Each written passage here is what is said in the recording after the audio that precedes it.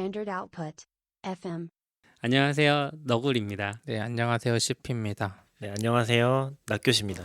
네, 이번 주에도 후원이 있었습니다. 팟빵에서 가을 하늘 나라님께서 네, 후원을 또 해주셨습니다. 감사합니다.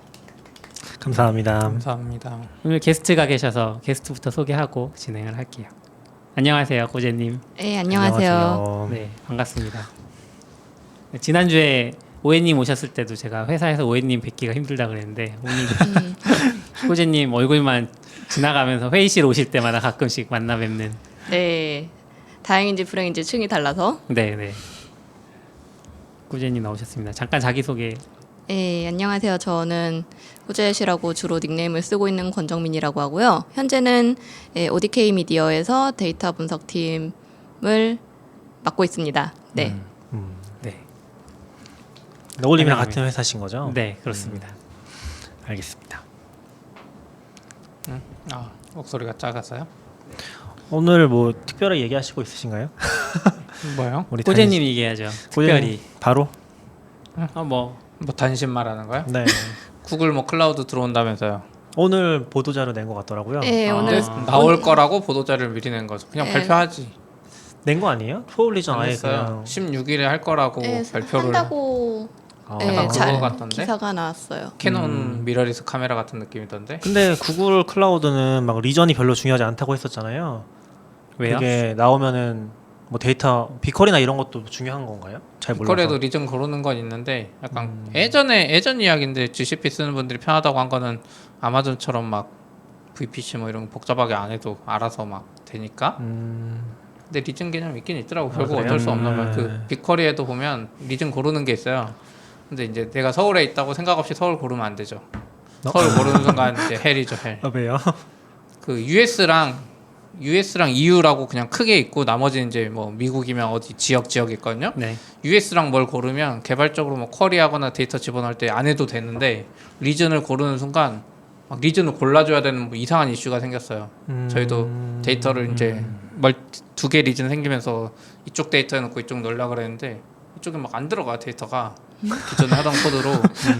근데 US로 하면 그런 걸 하나도 안 해서 알아서 해주는데 리전을 고르는 순간 좀 구글에 리전 개념이 없다가 생기다 보니까. 그러니까 리전을 안 고르면은 뭔가 범용적인 리전이 되는 그러니까 거예요? 리전을 US라고 고르는 개념. 그러면 그거는 막 그냥 리전 개념 없이 좀 쓸 수 있다는 거예요? 네, 빅쿼리 한정에서는 적어도 US 미국은 미국 하나잖아요. 걔들 관점에서는. 아무튼 뭔가 있었는데 저도 기억은 안 나요. 미국 분들이 조금 세계가 존재한다는 사실을 인식하실 필요가 있을 것 같아요. 약간 네. 옛날 중국 느낌? 네, 진지하게 인식할 필요가 있어요. 그죠? 근데 사실 미국 안에서 서비스하기는 구글처럼 US로 하는 게 좋긴 하죠. US, EU 이렇게. 우리도 당장 치면 지금 만약 AWS 상태에서 미국 진출했다 쳐요.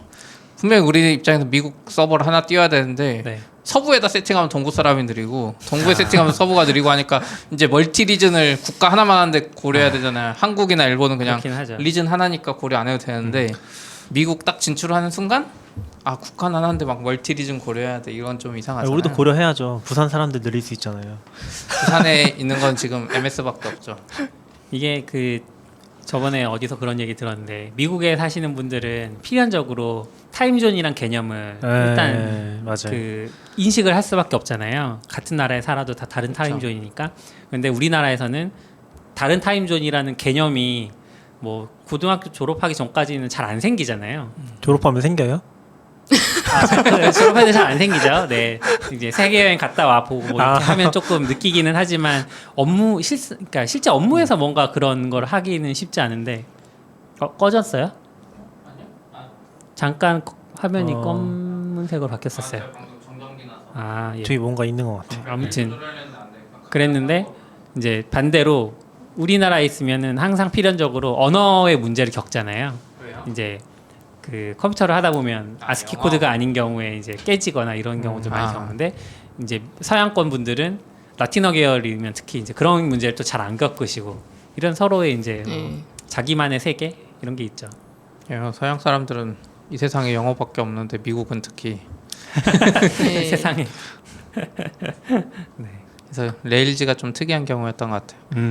처음 나오면서 i18에는 아, 그때 고려 우리 다 돼 있고 루비 얘기하면서 이 얘기를 했구나. 네. 루비는 이미 멀티바이트가 약간 고려돼 있고 레일즈는 이미 i18에는 다 고려돼 있고 타임존 개념도 다 들어가 있고 약간 동서양의 조화가 된 느낌이었어요.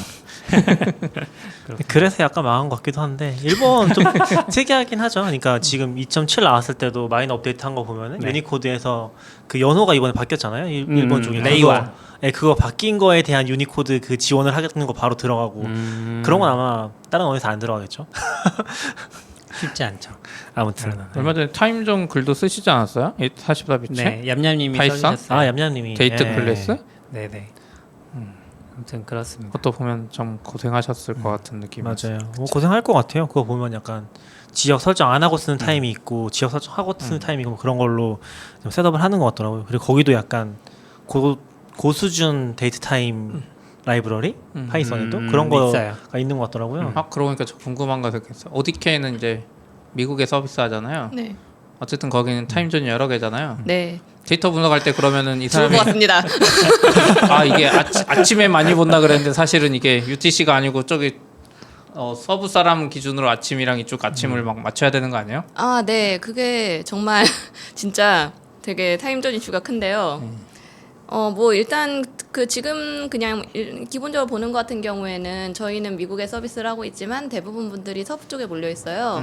그래서 그냥 보는 것 자체는 거기다 어쨌든 지역이 나오니까 이제 그 로그 같은 데에서 그래서 그거 기준으로 보면 되니까 보는 것 자체는 큰 상관이 없는데 네, 지금 아까 말씀하신 구글 같은 경우에 빅쿼리가 기본적으로 UTC로 맞죠, 로그를 사용하고요. 그 타임존 전환 관련한 펑션에 대한 지원이 굉장히 약해요. 예, 빅쿼리의 가장 큰 단점이라고 생각을 하는데요, 저는. 그러다 보니까 네, 빅쿼리하고 또 이제 뭐 물론 로그 같은 경우에는 이제 빅쿼리에서 쓰는데 뭐 빌링이라든가 아니면은 다른 트랜잭션 쪽 같은 경우에는 또 다른 서비스를 사용을 하거든요. 그런데 그런 데서는 이제 PST로 찍혀서 오고 그런 다음에 국내에서 그거를 처리를 하다 보면은 잘못해서 KST로 설정이 돼 있는 경우에 그걸 그대로 KST로 한다든가 하면은 똑같은 이벤트가 있었는데 그게 여러 테이블에 다르게 찍혀 있는 경우들이 발생을 하는 거죠. 네, 그런 거를 근데 맞춰주는 작업을 몇 번 해야 되기 때문에 빅쿼리가 힘든 것 중에 하나가 기본적으로 네. UTC로 하는 건가? 아, 그 걔들은 우리가 날짜 어떻게 넣어도 네. KST로 넣어도 UTC로 네, 바꿔서 맞아요. 저장해요. 아, 그래요? 그 날짜 단위로 그 뭐라고 하지? 날짜 샤딩을 단위로 하죠, 샤딩. 샤딩은 하는데 네. UTC 기준으로 네, 파티션이 되고 그래서 UTC 기준 파티셔닝을 하다 보니까 이제 뭐 어떤 시간은 그 미국 시간으로는 분명히 그 다음 날이었는데 네. 그 전날 파티션에 들어가 있다든가 이런 경우들이 아, 자주 그래서 발생을 진짜 하거든요. 힘들 것 같아. 그거예요. 그래서 날짜를 특정 날짜 데이터 조회하고 싶으면 무조건 뒤에 날짜도 파티션 네. 읽어야 돼요. 네. 그러니까 UTC 이틀치를 기준이니까. 이거는. 예. 네, 그러니까 영국에서 서비스하면 되잖아요. 근데 뭐 죄송합니다. 아니에요. 근데 거기까지는 괜찮은데 그럼 날짜 기준으로 뭔가 통계를 쭉 이렇게 그래프를 그리잖아요. 네. 그러면 미국 동부랑 서부랑 날짜가 약간 1시간 차이 날 거 네. 아니에요. 어디를 기준으로 해야 되지? 막 이런 네, 세상을 다 UTC로 통일시켜야 될 것 같아. 네, 그래서 그거를 또 보통 사람들이 볼 때는 또 그런 거 로그를 직접 보게 할 수는 없잖아요. 거기다 다른 시스템에서 뭐 그래프를 그리거나 할 때도 뭐 일별 그래프를 보거나 하니까 그거를 한번 또 데이터 마트 작업이라고 하는 식으로 테이블을 한번 통계 테이블을 만들어 주거든요. 그런 거 할 때도 그 파티션 된 거를 매번 이틀치를 끌어다가 하루치를 만들고 아이고. 뭐 이런 작업들을 계속 해줘야 합니다. 네. 저희는 어떻게 했어요? 저희는 한국에서 할 때는 똑같은 문제가 있는 거잖아요. 그냥 한국 하나고 UTC로 빅쿼리에 저장되고 조회할 때는 그래서 모든 빅쿼리나 아테나도 마찬가지고 조회 쿼리에 그 타임존 변경하는 게 항상 들어가 있죠. 그냥 단순 셀렉트는 없고. 결국 이틀치를 하루 뽑으려면 이틀치를 읽어내는 건 똑같은 거죠. 아 그쵸. 근데 뭐 그거는 크게 상관없고 아니면 무시하고 그냥 24시간으로. 그냥 귀찮으면 그냥 앞뒤 플러스 마이너스 1 하면 돼요. 혹시 저기 우리는 지금 플러스 9에 살지만 마이너스 9에 있는 데이터가 오다 보면 그냥 날짜를 맘 편하게 그냥 타임존 할 때 항상 파티션을 앞뒤 플러스 마이너스 1 하면 다 커버되지 않을까요? 전 세계가? 네, 하지만 이제 저도 잘 모르겠지만 네, 그냥 그러면서 커버는 가능한데 그러면서 최소한 이제 한번 할 때마다 파티션을 2배로 읽어오면서 이제 그 리딩하는 데이터량이 늘어나면서 구글이 돈을 벌겠죠. 왠지 후렴님이랑 비슷한 왜요? 그때 AWS 망하면은 다 데이터 뽑아가니까 데이터 비용 때문에 안 이전 망할 비용이 거라고. 들어가서 다시 살아날 거다. 근데 실제로 이미 구글이나 AWS, MS 다 회사 매출의 뭐 절반 이상을 차지할 정도로 돈 많이 버는데. 그렇죠. 지금 엘라스틱서치도 똑같은 어려운 문제가 있다고 유튜브 댓글이 달렸네요. 아 그래요? 아, 타임전이요? 네네. 저는 최근에 겪었던 게 그게 있었어요. 그러니까 저희가 AWS 클라우드 와치 이벤트를 쓰면은 스케줄 잡을 걸 수가 있거든요. 네. 그걸 걸 때 걔네 기준이 무조건 UTC예요. 그래서 이게 머릿속에서 그러니까 원래는 저희가 레일즈 코드를 썼으니까 그냥 로컬 타임존을 썼는데 네. UTC로 다 머릿속에서 바꾼 다음에 넣어야 되는데 이거를 가끔 실수를 해서 반대로 하기도 하고 이게 계산을 해야 되는데 영국에서 네, 한국 그쵸. 시간 바꾸는 거랑 거꾸로 이제 맞춰주는 걸 계산해야 되는데 이제 순간 잘못 생각하면은 반대로 막 계산하다가 이거 밤 11시 실행되는데 괜찮은 거냐 막 그런 얘기하고 있고 그랬었는데 저희가 이번에 영국을 지금 서비스를 하고 있거든요. 네. 영국에 나가니까 엄청 뭔가 편해. 네. 타임존의 네이티브 같은 느낌이군요. 그렇죠. 영국 시간을 보면 이 잡이 한국에서 몇 시에 돌아가게 딱 나오는 거죠. 그게 엄청 편해졌어요. 그런 게 좀 있었더라고요. 네. 네. 타임존. 무슨 데이터 분석 얘기하자고 했다가 타임존 얘기만 하고 네, 있어요. 데이터 그러다가 분석의 중요한 필수죠. 부분인 것 같아요. 네. 그렇군요. 네. 뭐 이야기하시죠. 네? 이야기 좀 해주세요. 어떤 거요? 데이터존이요?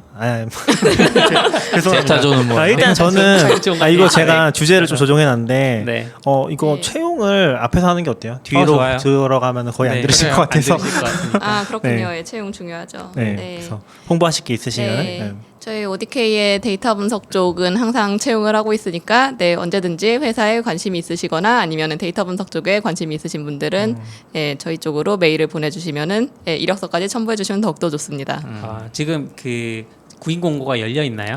구인 공고가 열려 있지는 않을 거예요. 거의 상시 채용이라. 역시 네. 안 열려 있어도 관심 있으면 물어봐야 돼 알아서. 그럼요. 제가 아까 한번 얘기 드린 게 그 작년 글인가?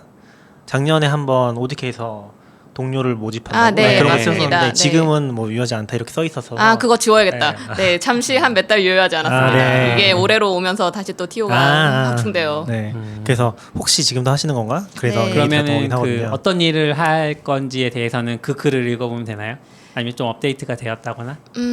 아직 업데이트가 크게 안 되었으니까 읽어보시면 될 것 같습니다. 네. 데이터 분석만 뽑나요? 네, 지금 데이터 엔지니어 쪽은 아직 TO가 없는 걸로 알고 있고요. 분석 이미 쪽 있으셔서 있으셔서인지 아직 잘 모르겠습니다. 어쨌든 네.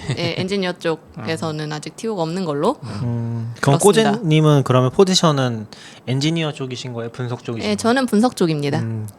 두 개가 좀 타임존을 하고 어떻게 다른가요?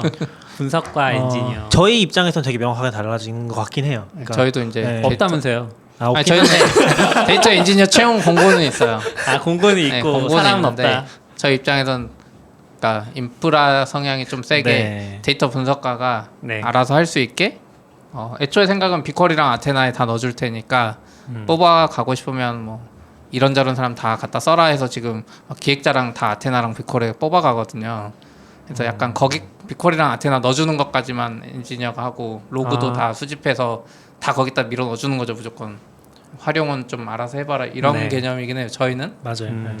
이제 아직 안 뽑히고 저희는 있어요. 좀 파이프라인 구축하는 거, 그러니까 데이터를 정하고 조회할 수 있는 단계까지 가는 부분에 대한 수요가 훨씬 큰 상황이라서, 네. 그러니까 뭐 좋은지는 모르겠는데 지금 뭐 팀이 워낙 빠르게 크고 있어서 상황은 계속 바뀔 것 같긴 하거든요. 분석가도 뭐 뽑을 수도 있고 안 뽑을 수도 있고 한데 이제 그거는 이제 좀 차후의 문제인 것 같고 지금은 이제 기획자나 개발자들이 직접 다 뽑아서 보니까 그런 것들이 서비스 크고 약간 컨텍스트가 많아지니까 점점 힘들어지는 거죠. 그리고 그거를 인프라 쪽이나 플랫폼 팀 쪽에 담당하기는 약간 컨텍스트도 없고 그 데이터 쪽에서 중요한 부분도 잘 공유가 안 돼 있어서 네. 못 따라가는 거죠.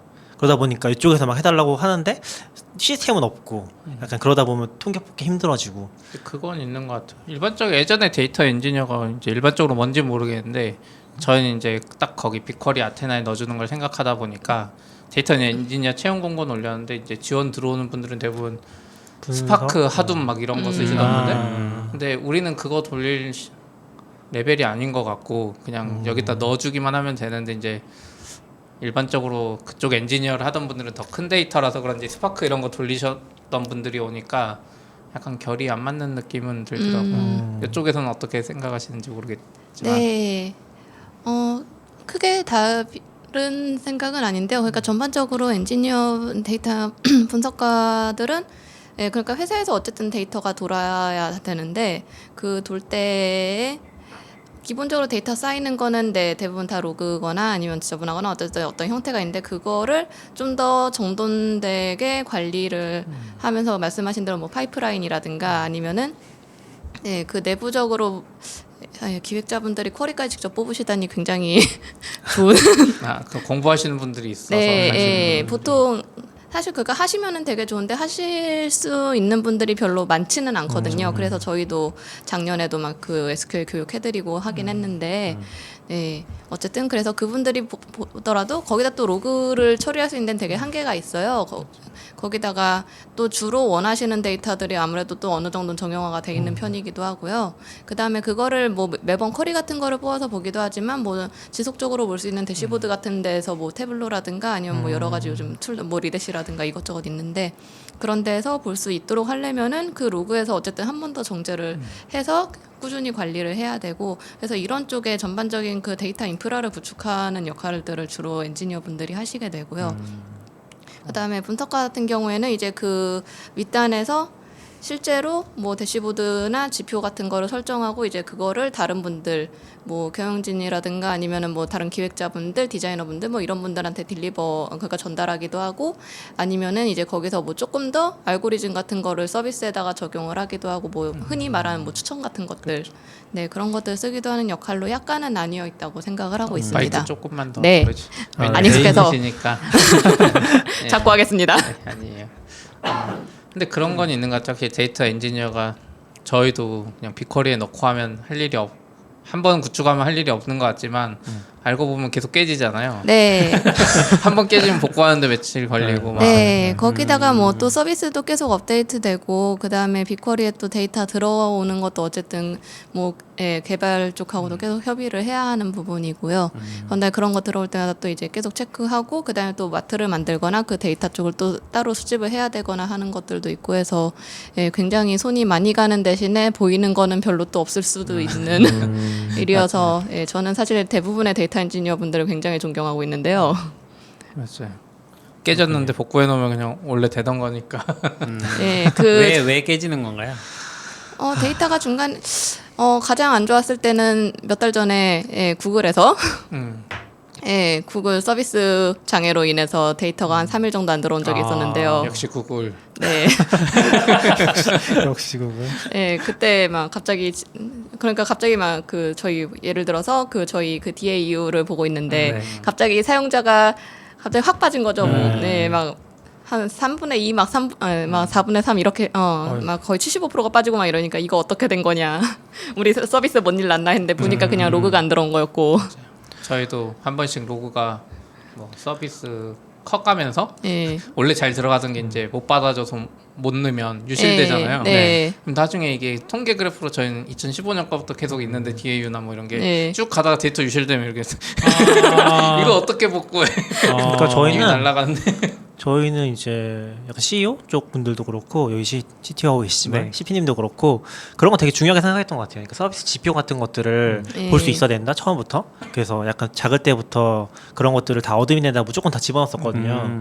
근데 이제 그런 것들이 다 DB 쪽으로 돼 있어요. 기본적으로는 네. 기본적으로 작을 때는 뭐 빅쿼리 쓰거나 하지 않았으니까. 네. 근데 그런 것들이 서비스 커지니까 이제 문제가 되는 거죠. 잘 돌던 퀄인데 문제가 되거나 며칠 동안 또 안 네. 돌아 있으면 양이 그쵸. 그냥 똑같은 네. 퀄인데 사용자가 10배가 되니까 문제가 생기는 거예요. 빅쿼리에도 리밋 걸려요. 오. 빅쿼리 로드잡이나 뭐 이런 리밋이 있어요. 그래요. 그래서 네. 저희는 이제 앱스플라이어 맞아요. 데이터 가져오는 게 있는데 아. 그거 연동하는 분이 이제 최근에 이렇게 작업을 해가지고 그거를 빅쿼리 밀어넣는 걸 했는데 데이터가 아무리 많아도 람다로 다 받아주겠다. 람다로 다 받아서 순식간에 다 집어넣었더니 네. 빅쿼리 리밋. 그래서 모아서 빅쿼리 안 걸리게 이제 막 맞아요. 네. 그래서 저희도 그래프를 쭉 보다 보면은 가끔씩 이렇게 뚝 떨어져 있는 네. 그런 게 생기면 이제 CP나 그 데이터 엔지니어가 따로 없으니까 CP나 다른 분들이 붙어서 이제 그것도 계속 고치고 있고 왜냐면은 그게 안 나오면은 마케팅 팀이나 그쪽에서는 그 지표가 없는 거잖아요. 네. 매출치 뒤에도 안 나오니까. 네. 그러면 저 궁금한 게 그렇게 유실되거나 날아가잖아요. 네. 그건 그냥 놔두고 가는 건가요? 나중에 분석할 때 뭔가 좀 계속 오류를 만들어내는 거 아니에요, 걔가? 네. 그래서 그런 것 같은 경우에는 물론 복구를 할 수 있으면은 복구를 하는 게 최선인데요. 어떻게 그냥 뭐 예를 들어 정말로 서비스 장애여가지고 그냥 아예 데이터가 안 들어왔다 이런 거는 복구를 할 수가 없잖아요. 그래서 그런 것 같은 경우 일단 히스토리라도 남겨놓고 나중에 분석할 때 쉽게 찾아볼 수 있도록 하는 게 가장 좋다고 생각을 합니다. 히스토리는 어디다 남겨요? 그거는 남기기 회사들마다 다른데요. 아예 그거를 뭐 테이블 같은 걸로 세팅을 해놓는 데들도 있고 아니면은 뭐 최소한 그 회사 내 문서, 위키 문서라든가 이런 데다라도 남겨두도록 하는 게 권장을 하고 있습니다. 저기 김정환님이 댓글 달아주셨는데 비슷한 데이터 파이프라인을 했는데 엘라스틱 서치로 비슷한 일 했다 그러는데 엘라스틱 서치 써서 깨진 거예요. 스토리지에 한계가 있잖아. 네. 물론 작을 땐 좋은데 저도 다 써봤고 네. ODK는 엘라스틱 서치도 쓰시지 않나요? 일부만 쓰는 걸로 알고 있는데 일단 데이터 쪽에서는 특별히 쓰고 있진 않습니다. 적어주신 한때 썼던 거 걸로 기억해요. 그래요? 한때. 예. 그러니까 한때는 다 쓰게 되는 것 같아요. 네, 아무래도 빠르고 검색 같은 게 잘 되니까. 사실 저희가 처음에 이제 꼴제님한테 요청드려야겠다라고 생각한 이유는 데이터 쪽보다는 네. 그 CCPA라는 법 때문이긴 네. 하거든요. 네. 네, CCPA, 네. 그 CCPA가 뭐죠? 정확히? 네, CCPA는 캘리포니아 컨슈머 프라이버시 액트라 그래서 그 캘리포니아에 있는 소비자들을 위해서 개인정보를 보호해주는 법안이라고 보시면 됩니다. 캘리포니아예요? 네, 캘리포니아 주에서 만든 법이기 때문에요. 그러면 미국 진출을 고려하지 않는 회사면은 상관없겠군요. 네, 사실 크게 신경을 쓸 필요는 CCPA 자체에 대해서는 신경을 쓸 필요가 없는데요. 네, 하지만 우리나라에도 개인정보보호법이 있고, 네, 그래서 그 ISMS 같은 거 할 때도 어쨌든 어느 정도 신경을 써야 되고요. 네, 아까 전에 처음에 얘기했었던 그 구글 리전이 서울에 오는 것 중에 아마도 제일 중요한 이유 중에 하나가 저희 우리나라 금융 데이터 외국으로 못 보내거든요. 네. 그래서 클라우드 쓰는데 굉장히 그 장벽이 있어요. 네. 네, 특히 구글 쪽으로 가장 못 옮기는 큰 이유 중에 하나가 구글의 서울 리전이었기 때문이었고, 그래서 국내국에 유치를 하기 위해서 아마 서울 리전을 만든 것이 아닌가 하는 어떤 데이터 왔다 갔다 하는 것 때문에 그 이유도 굉장히 큰 걸로 알고 있습니다. 네. 근데 CCPA의 그럼 핵심이 뭐예요? 네, CCPA의 핵심은 그러니까 주로 어쨌든 개인정보보호법보다 여기는 조금 더 한 단계 더 나가서 그 고객이 각각 자기가 사용하고 있는 서비스에서 자기 정보가 어떤 것들이 사용되고 있는지를 알고 그 다음에 그거에 대해서 거부권이라든가 그런 것들을 좀 보다 적극적으로 행사할 수 있는 권리를 법안으로 제정해 놓은 거라고 보시면 됩니다. 그 정도 이제 한국에 이미 있는 느낌인 것 같기도 하고 아닌가. 근데 뭔가 그 요청할 수 있는 절차를 홈페이지에서 눌러서 들어갈 수 있게 그러니까 신청 폼이나 뭐 그러니까 내 개인 정보를 가져다가 너희가 어디서 쓰고 있니라는 걸 신청할 때도 그냥 이메일로 하는 게 아니라 거기 뭐 폼 같은 걸 만들어 줘야 되고 뭐 이런 게 있었던 것 같아요. 네, 특히 이제 자기 정보를 광고에다가 쓰지 말라고 하는 거를 굉장히 강하게 표기를 해놓은 거여서요. 네, 국내 같은 경우에는 사실 정보 요청하는 거 자체도 좀 번거롭고 하려고는 할 수 있지만 그렇죠. 그 다음에 그거에 대해서 법안으로 이렇게까지 명시를 해놓은 게 별로 없어요. 근데 이제는 모든 서비스를 운영을 하려고 하면은 이제 그 말씀하신 대로 그 자기 정보를 그러니까 이 회사에 쓰는 거 말고 광고라든가 아니면은 그 제3자 쪽으로 저희는 뭐 그 제3자 동의하는 것도 사실 굉장히 좀 뭉뚱그려져 있거든요. 그러니까 국내 보통 회원 가입할 때 저희 그 약관 같은 게 있고 그 다음에 뭐 마케팅이나 뭐 제3자 동의 하나로 그냥 퉁쳐 있잖아요. 그런데 이제 그거에 대해서 어디에서 쓰는지를 고객이 보다 확실하게 볼 수 있게 명시를 해야 되고 그거를 고객이 선택을 할 수 있으며 네. 그 다음에 너네가 혹시나 중간중간에도 언제든지 쉽게 확인을 할 수 있고 그거를 확인한 다음에 나는 더 이상 여기에다가는 내 정보를 보내지 말아라라든가 아니면은 나는 너네 서비스를 안 쓸 거니까 당신들이 가지고 있는 내 정보도 다 삭제해달라까지 요청을 할 수 있어요. 뭔가 한국 관점에서는 별로 안 빡세 보이는데 미국 애들이 이제 원클릭 가입 안 되겠네요. 우리나라처럼 이제 약관동이 이렇게 만들어야 되겠네요. 근데 역설적으로 그러니까 네. 이게 규모랑 그런 거는 상관없는 거죠. 그러면 네. 이게 저는 좀 역설적으로 느꼈던 게 그러면은 그러니까 저는 미국 서비스면 되게 좋았던 것 중에 하나가 가입이 엄청 쉽잖아요. 네. 이메일 비밀번호 치면 끝이잖아요. 네. 그런 거 생각해 보면은 약관이 숨어 있어서 그런 건지 아니면 걔네는 그냥 기본적으로 개인정보 관점에서는 똑같아 가입하는 순간 그 동의로 취급하잖아요. 네, 약관이 보통 숨어 있고요. 숨어 확인을 있어서. 하시려면은 확인하실 수 있습니다. 되게 그것도 심지어 엄청 길어요. 근데 미국도 한국 앱처럼 이렇게 막 팝업 뜨고 뭐 네. 해야지. 약간 페이스북이랑 구글이 로비한 거 아니에요? 개인 정보를 빌미로 네, 사실 경쟁자 못 나오게. 아마도 특히 페이스북 광고가 너무 심해서 그런 것이 아닐까라는 생각을 좀 그래도 하는데요. 근데 그냥 데이터나 개발이나 서비스 입장에서는 CCP는 생각보다는 안 세다고 느끼는 게 EU에 그거는 저장소를 아예 EU에 둬야 되고 막 요런 수준이잖아요. 네. 그래서 지금 데이터 같은 것도 보면 US 서버랑 EU 서버 막 나눠져 있거든요. 네. 네. 근데 약간 그 정도까지는 아니에요. GDPR보다 한 레벨 더 높아요. 한 레벨 정도. 근데 네. 데이터 저장소는 어디에 하라 이거 없는 거잖아요. CCPA는 그냥 활용하는 소비자의 게- 권리 면에서. 그러니까 네, 소비자의 동의, 권리 동의. 면에서, 권리 예. 면에서는 네. 그러니까 말씀하신 대로 이거 서비스를 만드는 입장에서는 그렇게 복잡하지 않을 수 있는데요. 이거를 실제로 시행하는 입장에서는 좀 더 신경을 많이 써야 될 부분들이 있습니다.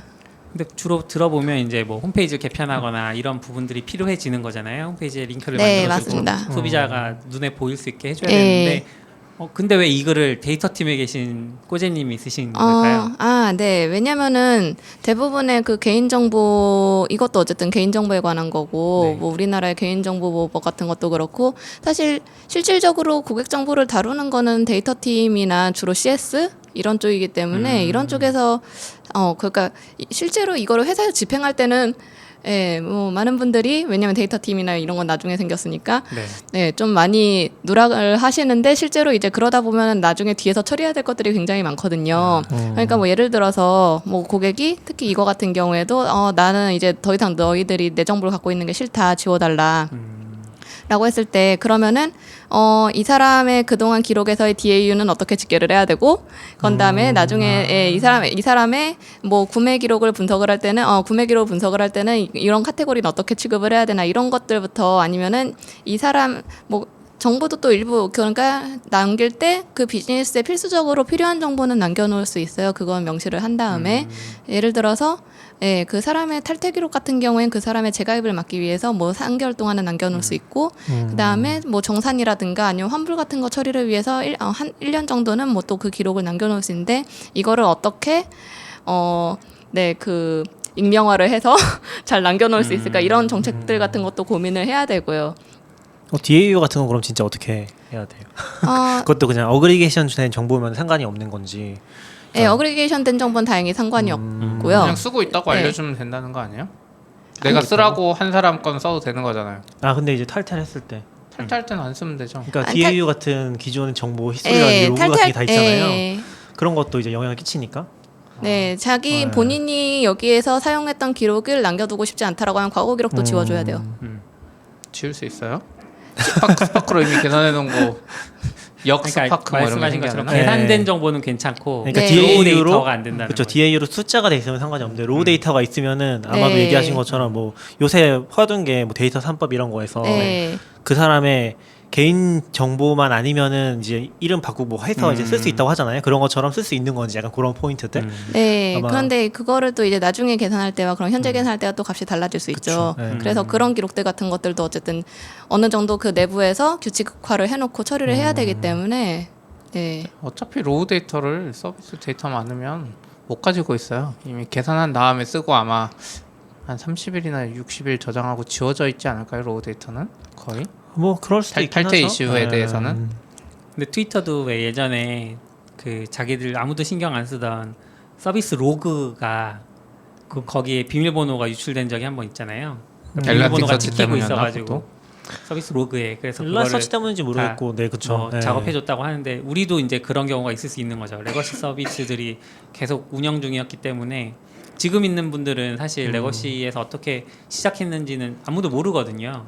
이제 그런 로그들이라거나 뭐 이런 쪽에서도 분명히 로우 데이터들이 어딘가 남아 있을 수 있는데 그런 것까지 찾아내기는 좀 쉽지 않은 일이긴 그런 하죠. 것까지 찾아낼 필요는 없고 제 생각에 로우 데이터 아까 막 구매 내역이나 이런 것들 탈퇴할 때 사용 기록 같은 것들도 지워야죠. 그러니까 근데 어차피 사용 기록을 평생 저장하지 않으니까 탈퇴할 때 다 지워도 되는 애들은 대부분 지우지 않을까요?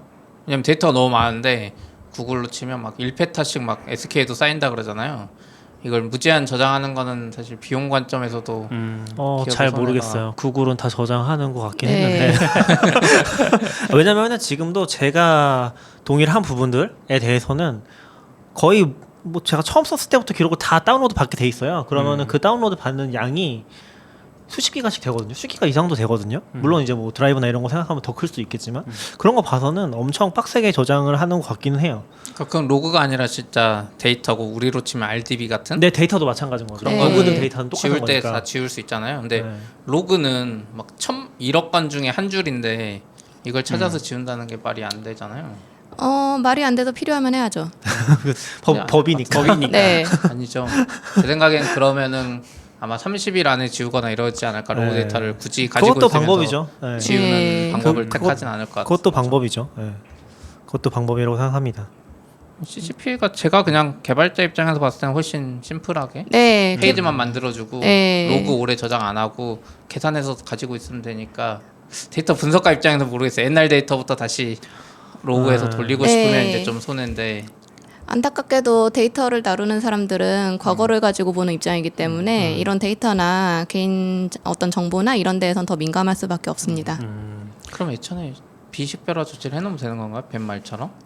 그게 이제 법에 써 있겠죠 아마. 그러니까 한국 법은 비식별화해서 하면 되는 것 네. 같은데 미국의 네. CCPA는 비식별화 해도 근데 지워야 되는데 한국에서 비식별화 해도 된다는 건 아니에요. 비식별화된 개인 정보를 쓸 수 있는 그것도 허가를 또 받고 해야 될 거예요. 네, 그래서 좀 다른 걸로 알고 있어요. 그리고 그러니까 뭐 저희가 네, 일반적인 회사에는 모르겠지만. 네. 저희가 얘기 해보고 있는데 지금 이제 저희도 미국 쪽에 뭐 이렇게 컨설팅을 받고 있거든요. 이걸 어디까지 얼마나 적용을 해야 되는지. 근데 사실 서비스 자체에서 할 일은 아까 시피님 말씀하신 것처럼 크지 않아요. 이메일 이렇게 뭐 이렇게 정보를 보여준다거나 네. 아니면 그 자기가 어떤 회사들은 보내지 않겠다라는 선택을 할 수 있는. 근데 이 정보를 보낸다는 개념에서 정보를 어디까지 볼 것이냐. 저희는 광고가 주로 매출이 나오는 회사인데 그러면 사용자가 내 위치, 예를 들어 지역 위치를 저희는 이제 그 지역 광고도 많이 들어오거든요. 그러면은 뭐 LA 근교에 사는 사람들을 타겟으로 할 수 있잖아요. 네. 광고를 동영상 광고를 보여주고 싶은데 이 사람이 그 구글에다가 보내지 말았으면 좋겠다고 체크를 했어. 그러면 우리가 구글 쪽에다가 광고 요청을 할 때 지역 위치, 지역 정보를 보내지 말아야 되는 건지. 말아야 되는 거 아니에요? 그러니까 말아야 되는 게 맞을 수도 있고 아닐 수도 있어. 아직 컨설팅 그래요? 받는 중이라서. 하나 근데 받으면 그러니까 되잖아요. 그 그쵸. 사실 정보를 법이라는 건 어디까지 뭐, 예. 그리고 우리가 구글한테 직접 안 보내도 또 제3자가 그 구글의 데이터를 받아다가 그러니까 이 사람 구글에 체크는 했지만 뭐 예를 들어서 다른 데는 체크를 안 했는데 구글이 그 데이터를 받아다가 또 다른 데다가 넘길 수도 있잖아요. 그러니까 광고 집행을 위해서. 그러니까 이걸 어디까지로 볼 것인가 이런 컨설팅이 되게 복잡하더라고요. 그럴 것 컨설팅비 같긴 엄청 하네요. 비싸겠다. 예. 한국도 ISMS 컨설팅비 컨설팅에다가 돈 다 벌던데 아 정말요? ISMS 막 몇 억이래요. 우와. 컨설팅만 네. 일은 우리가 해야 되는데 결국 네, 처음에 이제 컨설팅만 열심히 노가다란 다음에 이렇게 체크해주고 하는 걸로 굉장히 많은 하긴- 돈을 받습니다. 생각해 보면 여기는 그 ODK나 ISMS는 상관없잖아요. 네, 거의 상관없고 CCPA가 이제 중요한 네. 포인트긴 하겠네요. 예. 근데 광고 쪽이 이게 나올 만도 하긴 해요. 지금 미국 쪽에 우리도 뭐 여러 가지 앱스 플레이어 쓰는데 애들 보면 그 애드 아이디 막 핑거프린팅 같은 거 광고 예. 아이디 받으면서 그걸로 또 다시 페이스북도 웃기는 애들이에요. 우리한테는 그 정보 안 주면서 앱스 플레이어한테는 정보 줘가지고 아 맞아. 그걸로 정확히 그 장사하는 사람을 거야. 다시 타겟팅하려면 예. 앱스 플레이어 쓸 수밖에 없는 상황이라 그런 거 생각하면 뭐 근데 잘 개발적으로는 제 생각엔 로직적으로 하면 어떻게 될 것 같은데 그 GDPR 같은 경우는 저장소를 분리하려고 하니까 한국처럼 한국의 그 금융사 같은 느낌이잖아요. 예. 아, 영국에 무조건 갖다 놓으라는 거잖아요. 미국에 맞아. 막. 아, 어렵긴 한 것 같아요. 왜냐하면 저장소 분리가 들어가면 이제 데이터 분석이나 이런 것도 그쪽 저장소에 또 데이터 분석 조인을 다 못하면 셋업을 어떡하지? 해야 되니까. 예. 아무튼 영국은 뭐 미국이니까 이거는 근데 이름이 캘리포니아라 그래서 캘리포니아는 이렇게 하고 옆에 다른 주는 또 다르게 하고 막 그런 네, 건 그럴 아니죠? 수 있습니다. 어? 그럴 수도 있어요. 아 진짜요? 네, 왜냐면 일단 이거는 캘리포니아에 사업을 하는 회사와 캘리포니아에서 사업을 하는 회사에 한정돼 있고 캘리포니아에 사업을 하는 회사는 회사 규모가 어느 정도 이상이에요. 제가 지금 정확히 기억이 안 나는데 그러면은 ODK는 캘리포니아에 있기 때문에 캘리포니아에 있기도 하고요. 그 다음에 그 규모가 굉장히 작기 때문에 어차피 그 규모는 이상입니다. 근데 적어주신 거는 그냥 미국이라고 돼 있어서 미국 회사나 미국에서 수입을 얻는 회사? 네, 근데 대부분 미국에서 수입을 이거 좀 뭉뚱그린 건데요. 네. 네네네. 우선은 캘리포니아라는 거죠. 네, 대부분의 미국 회사는 보통 캘리포니아에서 수입이 있는 편이죠. 이거 또 돌리는 거 아니야? 구글은 사실 캘리포니아 수입은 없고 아일랜드 수입. 지금 CCPA에서에 대해서 가장 열심히 준비하고 있는 회사가 구글입니다. 굉장히 매뉴얼이 막 몇백 장으로 되게 잘 돼 있어요. 실제로 CCPA를 너희 서비스에 적용할 때 어떤 가이드 문서들을 AWS, 구글 이런 네. 곳에서 많이 배포를 했더라고요. 전 잘 모르겠어요. 이제 서비스 커지면 이것만 하고 있을 것 같아. 네. CP님은 되게 이제 좀 뭉뚱겨서 얘기하긴 하는데 서비스 커지고 이제 GDPR이나 이런 거 본격적으로 고려하기 시작하면 시키면 진짜 되죠. 뭐 이렇게 되는 적지 거. 않은 사람들이 여기에 신경 많이 쓰고 같긴 해요. 그러니까 뭐 법적인 거는 아까 말한 막연하게. 대로 컨설팅 회사에 하고 결국 실무는 이쪽에서 이제 네. 노가다를 뒤에서 막 뭐 조회 한번 그쵸. 원래 쉽게 했던 걸 뭐 복잡하게 하고 막 하시겠죠.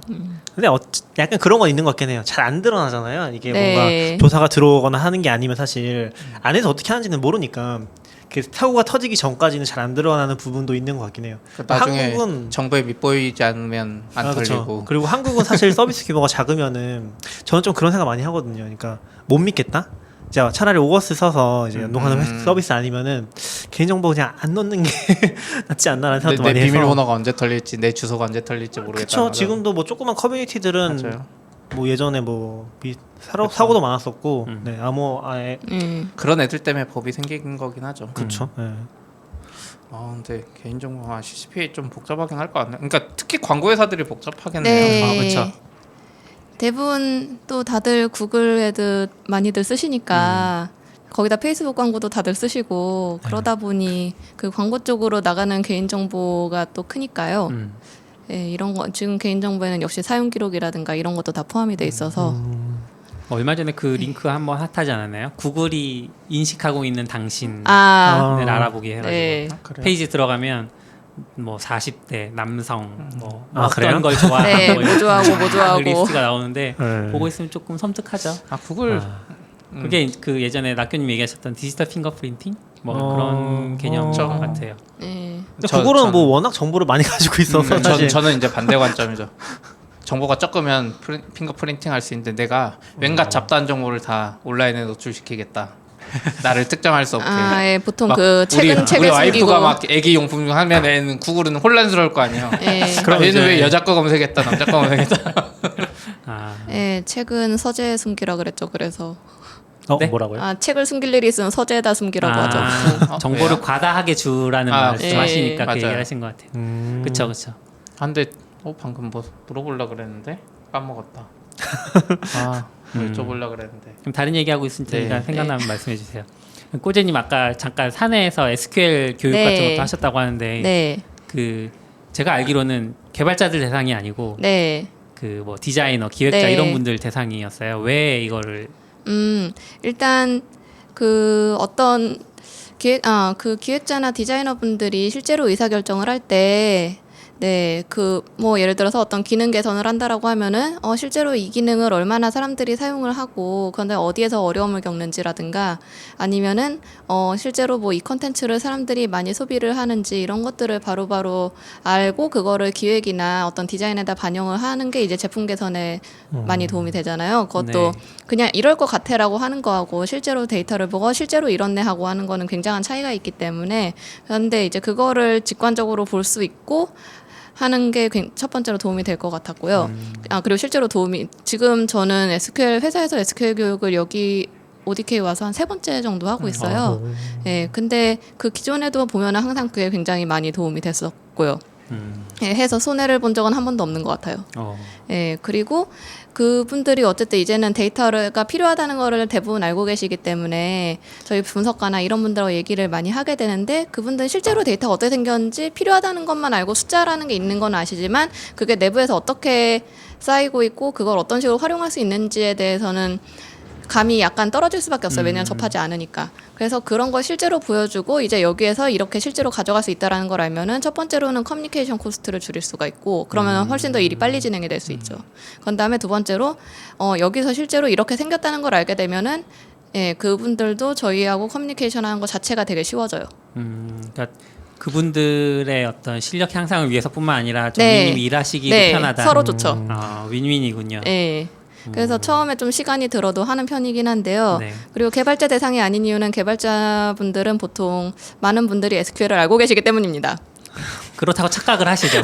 아니죠. 개발자들은 저는 싫어요. SQL로 할 수 있는 거를 코드 짤 수도 있어요. 네, 어쨌든 그래도 그러니까 코드를 짤 수 있다는 건 어쨌든 본인이 뭔가가 필요하다는 걸 알고 그거에 대해서 인풋과 아웃풋을 알고 있는 거잖아요, 최소한. 네, 거기다가 많은 분들이 예, 실제 그러니까 뭐 SQL을 넣어서 개발을 하시는 경우도 있고 네. 전산과를 나오신 분들은 학교에서 DB 수업을 배우며 네, 그런 것들이 있으니까요. 그러면 실제로 내용이 네. 뭐 SQL 문법들을 막 가르쳐 주시고 그러나요? 기본적으로 데이터를 뽑아야 되니까 문법하고요. 그 다음에 우리 회사 안에 데이터가 이렇게 생겼고 지금 이런 식으로 적재가 되고 있고 만약에 또 보통은 이제 얘기를 하거나 아니면 뭐 요청을 주시거나 하면은 그분들이 필요하신 것들을 이제 뭐 지라 티켓으로 남는다거나 하잖아요. 그럼 그 중에서 이제 몇 개 사례 뽑아가지고 실제로 같이 해보고 그래서 실제로 가능하면은 이제 그 데이터 생긴 거를 알려줘 그거를 본인이 SQL을 통해서 가지고 올 수 있는 것까지를 주로 타겟으로 합니다. 개발자들도 듣고 싶은데요, 내용이. 업무에 필요하다면 생각해 보겠습니다. 아, 네. 근데 두 가지가 좀 다른 것 같다는 생각이 들긴 해요. 그러니까 여기는 지금 빅쿼리로 하시는 거예요, 그러면? 아니면은 지금은 저희 빅쿼리를 도입한 지가 그렇게 오래되진 않아서요. 그러니까 빅쿼리에서 바로 지금 마트를 만들고 있는데요. 그전엔 빅쿼리에 있는 데이터를 가지고 마트는 다른 DB에다가 만들었어요. 그래서 그 다른 DB에 있는 거 가르쳐 드렸는데 지금 그거를 빅쿼리로 많이 옮기고 있어서 아무래도 올해 한번 또 해야 될 것 같습니다. 혹시 RDB 데이터는 안 쓰세요? RDB 데이터 지금 포스트그레스에 쓰고 있어서 그건 작년에 이제 포스트그레스에 그게 만약에 썼고요. 서비스에 나가고 있으면 데이터 분석 쪽에서 쿼리 잘못 날렸다가 예. 서비스에 심각한 영향을 미치는 네, 거나. 데이터 엔지니어 분들이 가장 먼저 해야 되는 게 서비스 DB와 실제 사용 DB를 분리하는 거죠. 내부적으로.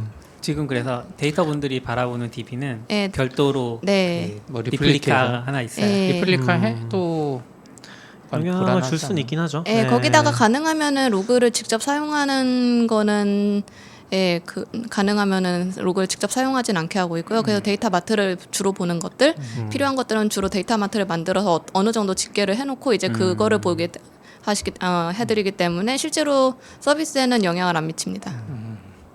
저희도 뭐 사실 제일 이상적인 거는 이제 뭐 실시간 데이터가 필요한 게 아니라면 네. 스냅샷을 맨날 뜨거나 할 수도 있긴 한데 지금 저희도 리드리플리카를 하나 떠서 쓰고 있긴 하거든요. 네. 그러니까 저희는 뭐 데이터 분석가가 있는 건 아니지만 그쪽에 관심 많으신 분들, 이제 기획자라든지 하신 분들은 다 직접 쿼리 날려서 예. 그쪽이 계속 튀고 있긴 하죠.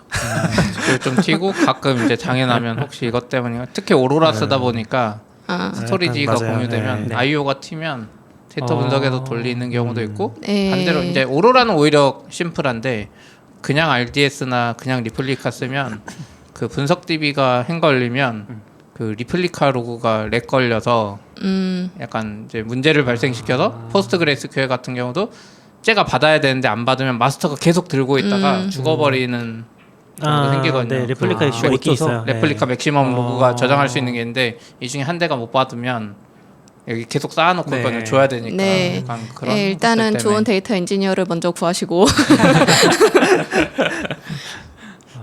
그렇구나. 그 교육하시면서 약간 네. 그러니까 개발 베이스가 아닌 분들을 대상으로 네. 하셨으니까 이건 인식의 차이 같은 것들 좀 느끼신 부분들이 있을 것 같아요. 굉장히 많죠. 예, 근데 당연히 처음 아무것도 안 해보다가 처음 접하는 데다가 막 이거는 엑셀도 아니고 갑자기 뭔가 이상한 언어를 쳐서 가져오라고 하면은 당연히 누구든지 어렵잖아요, 그거는. 예, 그래서 그냥 아무 베이스 없는 분들에게 가르쳐 드리는 거다라고 생각하니까 뭐 예. 그 접근을 어떻게 하셨어요? 그 어려운 문법도 어렵고 데이터도 어려운데 예. SQL 문법도 어렵고 데이터도 어려운데 이걸 어떻게 쉽게 잘 전달? 사실 쉽게 전달을 해드렸는지 모르겠고 다들 잘 받아주셔서 다행이라고 생각을 하고 있고요. 제가 엘리베이터에서 얼핏 들었는데 그러니까 꼬제님의 실명을 거론하면서 네. 그 선생님한테 검사 받아야 된다고 숙제 그런 얘기들 많이 하시고 지금 유튜브 댓글에도 어렵다고 그 얘기는 아닌가? 회사분이신 것 같은데. 일단 그래서 굉장히 숙제 검사를 열심히 하고요. 네. 숙제를 많이 냅니다. 이거 실제로 이게 처음 하는 거는 특히 손에 익숙해지지 않으면은 뭐 한두 시간 설명한 다음에 그냥 끝내면은 사실 그거 실제로 쓰시는 분들 거의 없거든요. 그렇죠. 그래서 일단 최소 한 달 정도 잡고 교육을 하고요. 그 다음에 중간에 숙제 내고 숙제 낸 거 피드백 다 해드리고. 그래서 시간 소요가 굉장히 많이 되는 작업이기는 합니다. 그런 다음에 가능하면은 그 보통 뭐 책이나 이런 거 보면 예제 DB 쓰는데 그런 걸로 잘 안 하거든요. 그래서 가능하면은 회사 데이터를 실제로 쓰고요. 그러면은 이게 실제로 사용자가 몇 명 들어간 게 여기에 있구나라든가 아니면 사용자가 뭐 프로그램을 본 게 여기 이렇게 써져 있구나 이제 이런 거를 알면은 훨씬 더 금방 습득을 하시는 것 같습니다. 여기 제보가 있는 것 같은데 MySQL 설치부터 친절하게 가르쳐 주셨다. 네. 정확하게는 그 프로그램 그 DB 클라이언트 설치하는 것부터 그래요? 네. 그 마이스켈 뭐죠? 그러니까 프로그램 GUI 아니요, 뭐. 저희는 벤치? 워크벤치. 보통은 DB버 썼는데 DB버. 맞아. 요새는 뭐 GUI도 워낙 잘 된 거 많아서 네. 쓰면 좋긴 하겠네요. 저희도 데이터 그립은 아니죠. 뭐 쓰시나요 지금? 전 테이블 플러스요. 저도 테이블 플러스. 유료예요 혹시? 네. 유료 아니면 쓸 사야 수 되겠다. 없잖아요. 무료로도 쓸만해요. 탭 여러 개 안 탭을 열면. 2개까지밖에 못 여는 단점이 있습니다. 아니 저는 아까 전에 빅쿼리 한번 질문 드렸던 게 네. 저희 회사에서는 이제 다른 회사에 계신 이름 얘기해도 되겠죠? 몰라요? 그- 누군지 어떻게 알아야 돼요? 빅쿼리 교육했던 분 아시잖아요. 네. 네, 그 소카이 변성윤님. 예? 변성윤님. 변성윤님. 네, 변성윤님이 네. 한번 오셔서 네. 빅쿼리 교육 해주셨었거든요. 근데 그때는 뭐 개발자든 아니든 상관없이 들어갔었는데 네. 아마 빅쿼리는 또 개발자들이 많이 안 쓰셔서 그런지 모르겠지만 되게 반응 좋았던 것 같거든요. 저는 네. 일이 있어서 못 들어갔었지만 그때 되게 좋았던 경험이 있었던 것 같아서 맞아요. 개발자분들도 되게 하면 같이 하면 좋지 않을까? 라는 끝나고 생각이 보면 들긴 했어요. 결국 쓰던 사람만 원래 알던 사람만 계속 빅쿼리 날리고 근데 그건 있어요. RDS에 제가 레드시프트 세팅해주고 다 알려줬을 땐 사람들이 안 썼거든요. 빅쿼리에다 세팅해주니까 빅쿼리는 엄청 잘 써요. 뭐가 다른 걸까요? 그냥 그분들이 받아들이는 게 그 웹의 GUI에 그냥 때리면 뭐 부담 없이 막 된다는 것 때문인지 속도가 빨라서 그런지 모르겠는데 가르쳐준 사람 탓은 아니고. 가르쳐주지도 않았어요. 아, 뭐 빅쿼리도 누가 그러니까 아까 말한 대로 네. 원래 조금 관심이 있고 쓰던 분들은 그때 한 번 듣고 그다음에 자기가 알아서 잘 쓰는데 어차피 한 번 듣고 안 쓰는 분들도 많았거든요. 근데 그래서 이번에도 원래 RDB에 있던 거 사실 포스트그레스QL의 그 GMS에서 레드시프트에 다 볼 수 있었는데 네. 그때는 안 보다가 아테나로 해주고 뭐 그 메타베이스랑 리디시 붙여주니까 거기선 좀 보시려고 하더라고요. 그래서 그 차이점이 뭔지 모르겠지만 보통은 저는 생각을 하는 게 말씀하신 대로 관심이 있거나 아니면은 실제로 이거를 썼을 때 본인한테 좋거나 도움이 되거나 하면은 습득을 어떻게든 하십니다. 예. 그렇죠. 이게 뭐 외계인만 배울 수 있는 그런 지식은 아니니까. 외계만 배울 수 있는 것 같아요. 다른 사람들 입장에서 외계만 배우는 걸 수도 있어요. 비개발자들 입장에서. 얼마 전에 김창준님이 글 쓰셨잖아요. 뭐요? 어떤 유튜브에 어떤 영상이 올라왔는데 프로그래머를 배울 수 있는 사람이 그 구분되어 있다 이런 주장을 하셨어요. 그래서 김창준님이 그 영상을 이렇게 하시면서 그런 주장을 할 수도 있지만 그 주장을 하셨던 분은 프로그래밍 교육하시는 분이었거든요. 근데 교육자의 자세는 아닌 것 같다라고 하시면서 이제 그리고 이제 실제 그 주장이 맞지 않다라고 이렇게 쭉 글을 쓰신 그거 조회수 적도 잘 있거든요. 나왔어요? 엄청 많이 보셨다고 들었습니다. 나도 그렇게. 유튜브예요? 네. 네, 유튜브. 나는 교육자 아니니까 원래 해도 되는 거 주장하셨던 분이 원래 유명하신 분이라서 아니야? 유명해서. 나는 그 말해도 그러면 조회수 안 나오겠네. 안돼. 근데 컴공 하다 보면 은근 비전공자들 진짜 많은데 그렇죠. 그쵸, 그분이 맞죠. 말하는 포인트는 전공 비전공은 아닌가요? 전공 비전공이라기보다는 약간 성선설 그런 건가요? 태어날 때부터 그냥 네. 태어날 때부터 이미 태어날 나눠져 때부터. 있다. 네. 요즘 SNS를 못해서 그런 것도 못 보고. 약간 프로그래머 분들 중에 그런 생각 가지신 분들 꽤 많은 것 같긴 해요. 약간 갈린다, 할 수 있는 사람이 없다 그런 것 좀 뭐 별 의견 없긴 한데 저는 ODK에서 약간 그 개발하면서 조금 데이터를 그 전까지 ODK 오기 전까지는 데이터라는 걸 잘 몰랐거든요. 데이터 분석이라는 분야를. 근데 ODK에서 뭔가 개발을 하려고 하는데 기능 개발을 근데 뭐 예를 들어서 배너를 그 창 위에다가 띄우는 네. 그런 걸 했어요. 그러니까 API에서 이제 배너를 제공해주고 서비스에선 배너를 노출시키는 건데 예전 같으면 그냥 배너 기능만 만들면 되지라고 생각했는데 데이터 팀에서 딱 그 코드 보시더니 데이터 조회할 수 있는 뭔가 그런 태깅 기능 이런 것들 고려를 해주시면 좋겠다 이렇게 얘기해서 아 데이터가 같이 일을 해야 되는구나 이런 걸 느꼈거든요. 이런 거 말고 또 뭐 어떤 부분들이 개발자 그러니까 일반적인 백엔드 개발과 그런 데이터 분석이 같이 일할 때 알아야 될 어떤 고려할 점들이 있을까요? 네, 뭐 백엔드도 그렇고 프론트엔드도 그렇고 사실 데이터 쪽하고 개발자분들이 같이 일을 하시면은 좋아요. 데이터 입장에서는. 네. 예. 사실 저는 그동안 생각해 보면은 예, 왜냐면은 저희 아까도 얘기했다시피 데이터 하는 사람들은 과거를 보고 일을 하기 때문에 그런데 프로그래밍은 주로 현재를 보고 일을 하죠. 그렇죠. 네, 현재나 미래를 보고 일을 하다 보니까 예, 그 개발 자체에 대해서는 그러니까 좀 예, 그냥 정말 단순화해서 얘기를 하면은 데이터 쪽은 사실 필요가 없어요. 사실 안 해도 사는데 1도 지장은 없어요. 네. 네. 물론 이제 그거를 만들어가지고 뭐 제품 개선을 하고 뭐 이제 이런 부분에서는 당연히 데이터가 필요하겠지만 그냥 프로그램을 만들어가지고 돌리는 데까지는 크게 필요는 없어요, 솔직히. 그러다 보니까 이게 데이터 쪽이 이제 처음 들어가기 시작했을 때는 오히려 그 개발자분들한테는 번거로운 일이 늘어나는 거예요. 그러니까 그렇죠. 뭐 로고도 남겨야 되고 뭐 데이터 이거 뭐 태그도 뭐 잘 해야 되고 뭐 그런 신경 써야 될 게 더 늘어나니까 예, 그래서 초반에 되게 좀 장벽이 많았어요. 요즘에는 이제 다들 인식이 많이 좀 바뀌시고 해서 훨씬 나은데, 네, 한 5년 전 막 이 정도만 해도 사실 일하기 되게 힘들었거든요. 진짜 내가 더럽고 치사해서 못하겠다.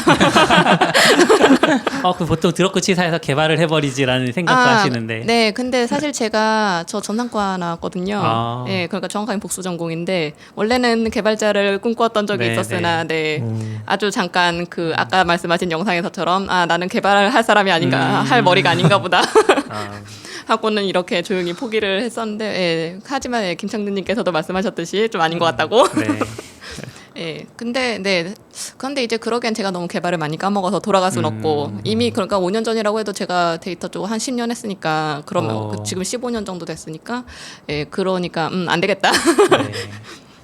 저 궁금한 게 네. 데이터 분석 일반적으로 하면 이제 데이터가 좀 있어야 되잖아요. 네, 맞습니다. 저희도 초기에 창업 막 해서 데이터 열심히 한다고 열심히 수집했는데 아무 의미가 없더라고요. 막 한 명이 뭐 하면 확확 바뀌고 그래서 네. 그때 실컷 모아두긴 했지만 이걸 해야 되나? 막 이런 생각이 드는 시점이 있던데 그러면 데이터 분석관 일반적으로 데이터가 많은 큰 회사로만 계속 다녀야 되나요? 사실 그게 사는데 편하기는 한데요. 요즘에 뭐 그렇게까지 큰 회사들이 얼마 없을 뿐더러 거기다 큰 회사라고 데이터가 많진 않아요. 그래요? 네. 네, 그래서 이제 케바캔데 대신에 그러니까 이제 작은 회사에서 데이터가 적을 때는 어떻게 일을 해야 되는가라든가 아니면 회사 상황에 따라서 어떤 식으로 일을 해야 되는가라는 것에 대한 고민은 좀 있고요. 특히 그 많은 주니어 분들이 그 데이터 분석에 대해서 굉장히 부푼 꿈을 안고 작은 회사에 간 다음에 어마무지하게 실망을 하시고 나오시는 경우들이 굉장히 많아요. 그래서 이런 거가 이제 기존에 알려진 거하고는 좀 다른 것들이니 특히 주니어 분들은 많이 참고를 하시고 뭘 참고해야 돼요? 네, 큰 회사라고 해야 됩니다. 그러니까 생각하는 거하고 좀 많이 다를 수 있다. 네. 그렇다. 거기다 뭐 큰 회사를 간다고 해서 항상 지금 말씀드렸듯이 데이터가 많은 것도 아니며 그 데이터 분석을 생각하는 것처럼 할 수 있는 거는 아니죠. 그러니까 그 데이터 쪽에 관심 있는 분들한테 그런 얘기를 들었거든요. 요즘 그 어지간한 곳에는 다 빅데이터란 말을 쓰는데 가보면 빅데이터는 없고 다 데이터라고 그냥. 네, 그냥 데이터도 잘 있으면 다행이죠. 네. 예, 데이터가 있으면 그나마 다행인 네. 거고 그리고 뭐 한 구글이나 뭐 아마존 이 정도 돼야 빅이라는 말을 붙일 수 있는 거 아니냐 네. 얘기들 들었어요. 저 아까 그거 생각났다 물어볼 거. 아까 말한 대로 이제 데이터가 일반적으로 추천이나 이런 걸 많이 쓰잖아요. 개인화 추천이나 네. 머신러닝이 많이 쓰잖아요. 네. 그럼 이제 머신러닝이 쇠퇴하는 건가 이거 법 때문에? 학습을 잘 못해 막. 그리고 학습을 했는데 그걸 어떻게 지워낼 방법이 없잖아요. 아, 아닌가? 약간 다른가요? 허락 받으면 사용해도 되니까. 네, 맞아. CCPA에 포함되어 있는 것 중에 약간 또 좀, 이거 되게 어렵다 싶은 것 중에 하나가 본인의 데이터를 어디에 학습시켰는지도 알려줘야 돼요. 네. 알려만 주면 되는 거예요. 알려주는 것도 빼야 있고 되나? 본인이 만약에 거기에 사용되고 싶지 않다라고 하면은 뭐 모델을 다시 돌리든가 사실 한두 명이 빠지는 걸로 아주 그래요? 큰 영향을 미치진 않을 테니까요. 머신러닝 같은 경우에는. 그런가? 근데 그 한두 명 빼려고 노력이 이제 로그부터 저희도 머신러닝 쪽에서 그쵸. 뭐 추천하고 하려면 진짜 많은 로그를 가지고 실컷 네. 걸리는데도 몇 시간 걸리는데 네, 맞아요. 한 명이 빼달라 그래서 이것도 예전에 근데 그런 이슈는 있는 것 같아요. 확실히 그 사람 얼굴 가지고 학습하면 나중에 결과가 약간 그 사람 비슷하게 나오면 이게 네. 약간 문제잖아요. 예. 뭐 그래서 여러 가지 방법이 있을 텐데요. 뭐 어쨌든 그거를 해줘야 되는 기간이 있거든요. 그러니까 뭐 그 기간까지 누적한 다음에 이제 뭐 한꺼번에 처리를 한다든가 하는 거는 있을 거예요. 궁금하네요. 나중에 하시면 잘 정리해 주세요. 그 컨설턴트 회사 차리셔서 그냥 근데 아마 그런 이슈가 되게 핫한 이슈긴 한 것 같아요. 뭐 인공지능 쪽에서는 어떤 데이터를 학습시켜야 되고 이제 그쪽에서도 지금 계속 나온 얘기가 윤리위원회 같은 것들 네. 를 만들고 있고 논의를 계속 하고 있거든요. 근데 보통 이제 일반 개발자들 수준까지는 그런 얘기가 안 내려오긴 하죠. 근데 네. 윗단에 보면 지금 그게 엄청 큰 이슈고 약간 그래서 빅 벤더들이 많이 껴 있어요. 자기네 이익과 직접적으로 관련돼 있으니까 예. 막 들어가서 이제 목소리 내려고 하는 것 같긴 해요. 그럼 그럼 넷플릭스 이제 보다 보면 그런 거 나오겠네요. 내 데이터를 어디 쓰고 있는지 알 수 있겠네요. 그러면 그렇죠. 넷플릭스가 무슨 머신러닝을 돌리는지 알아낼 수 있나요? 네. 아닌가? 뭉뚱그려서 알려줄래요? 어디 있지? 지금도 일단 있으려나? 캘리포니아에 가신 다음에 이제 거기에서 신청을 하시면 캘리포니아로 가야 돼요? 여기 한국 일단은 CCPA는 캘리포니아의 그 컨슈머를 보호하는 법이기 때문에 뭐예요? 우린 상관이 없는 아마 거구나. 다른 지역에서는 그 신청 폼이라든가 VPN 으로. 이런 게 안 뜰 수 있습니다. VPN으로 하시면 해볼 수 있겠네요. 네. 할 수 있겠죠. 궁금하다. 아 그러면 우리가 가입하는 폼이랑 미국 캘리포니아에서 가입하는 폼이랑 또 다를 수 다를 수 있겠네. 그럴 수 있죠. 있습니다. 생각해 본 적 없지만. 아무튼 아까 그게 생각났었어요. 그 어떤 분이 유튜브에서 뭐 데이터 같은 거 조회할 때 사용자들이 어떻게 조회하게 해주시는지 아니 뭐 제플린 같은 거를 교육하시는지 뭐 붙여서 얘기하면 뭐 태블로 같은 거를 내부에서. 알려주실 수도 있잖아요. 네.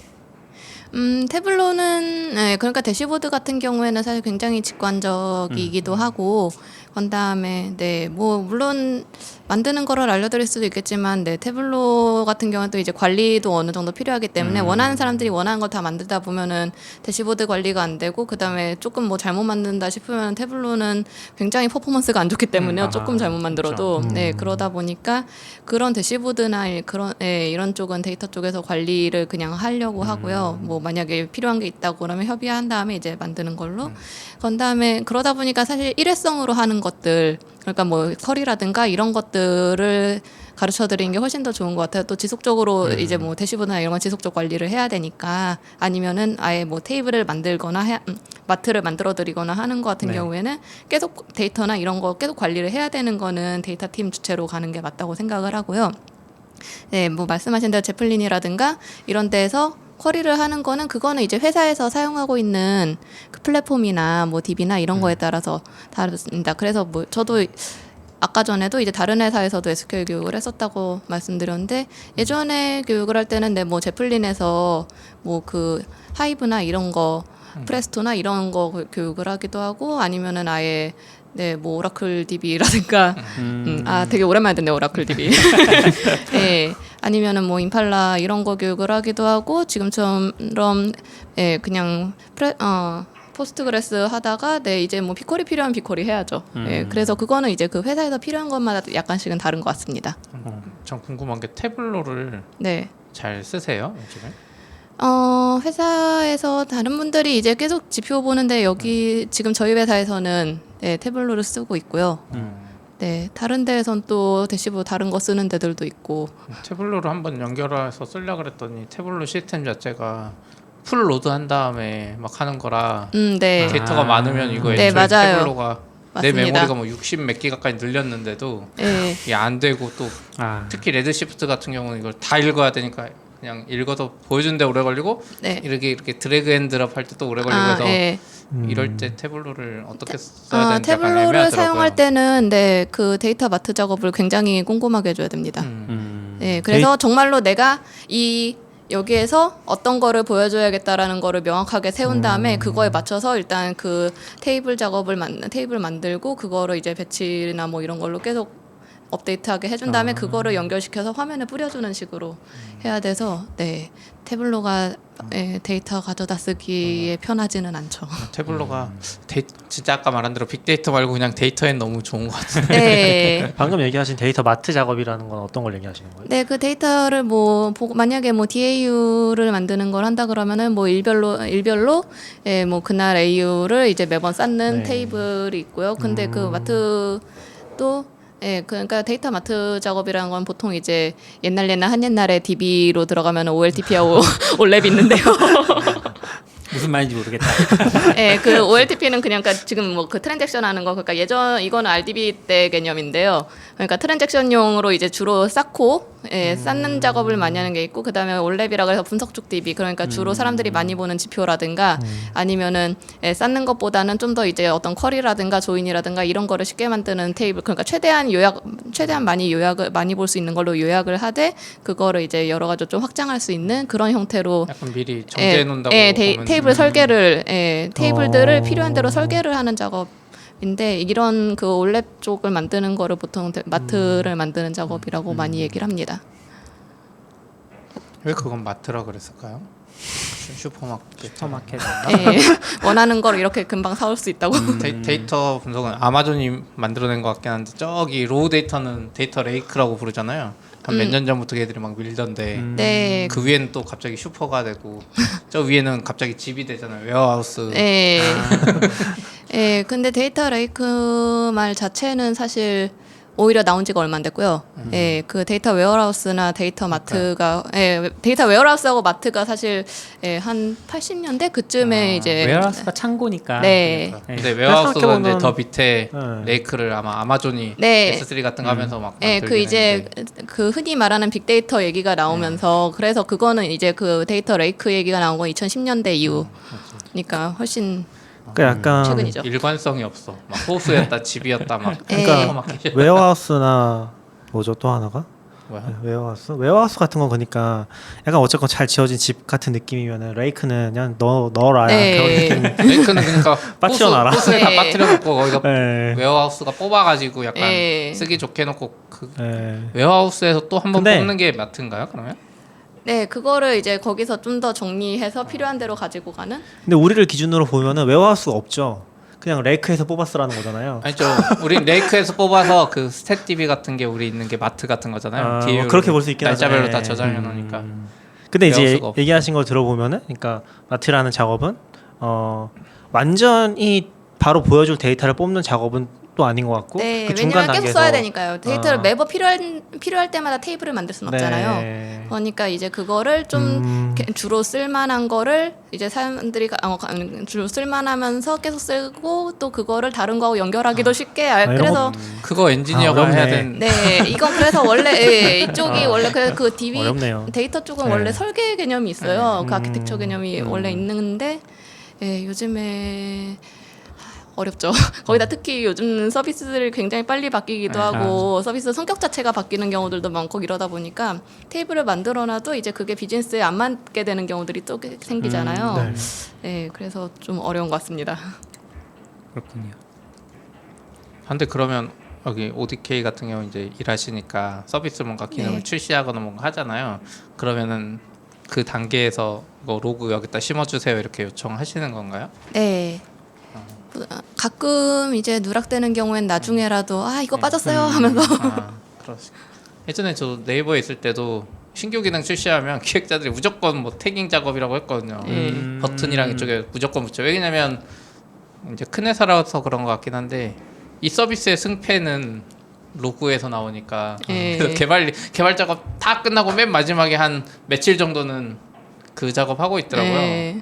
그래서 그런 거 하시나 궁금했어요.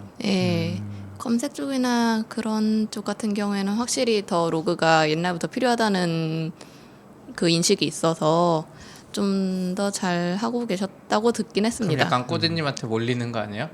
우리 열심히 서비스 이제 하는데 꼬지님한테 데이터 모델링 좀 해달라고 태깅도 좀 해달라고 그러고 왠지 팀이 있으면 그러게 될 것 같은 느낌이라. 다행스럽게도 엔지니어분들이 잘해주시고 계십니다.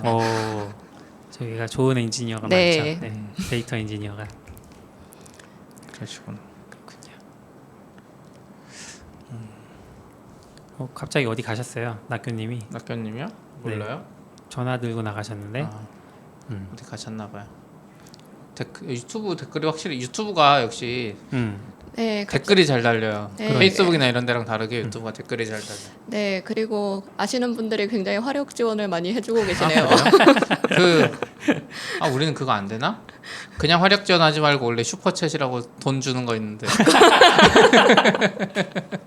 우리는 그거 아직 온이 안 됐나? 지금 진짜 왜 다들 네 왜? 분이 들어와 계시는데 네. 채팅에 그 중에 3분이 회사 분이에요. 그래요? 원래 한 1,000원, 2,000원 내면 이 상당 메시지도 고정되잖아요. 근데 저는 사실 잘 안 보여요. 또 뭐 물어보시는데. 그 유튜브에 시청자 한 분이 데이터 분석할 때 이제 개인정보 분리 때문에 데이터베이스 자체 분리해 버리는 거는 어떻게 대처하냐고 물어보셨는데 경험 있으세요? 데이터베이스를 분리하나요? 데이터베이스 자체를 예전에 아마 그러니까 지금 이게 어떤 말인가 잠시 생각을 했었는데 예전 기억을 해보면은 금융사 쪽 프로젝트 같은 거 할 때는 PC 2개 쓰거든요. 하나는 네트워크 안 되는 네네네네. 그런데 보통 네트워크 안 되는 단말기에서는 아무것도 못하고 데이터 접속만 할 수 있고 이제 거기서 뭔가 필요한 거를 뽑아서 CSV로 만든 다음에 이쪽 PC로 전송을 해서 거기서 뭐 서버 작업하고 이러는 일들을 하는데요. 네, 매우 불편하죠. 네. 그거는 사실 회사 쪽에 화력 지원이 필요한데요. 네. 그 회사 쪽에서 이제 뭐 그 정보 다루는 사람들을 이제 몇 명 등록을 한다면 그거 법적으로 할 수 있는 걸로 알고 있거든요.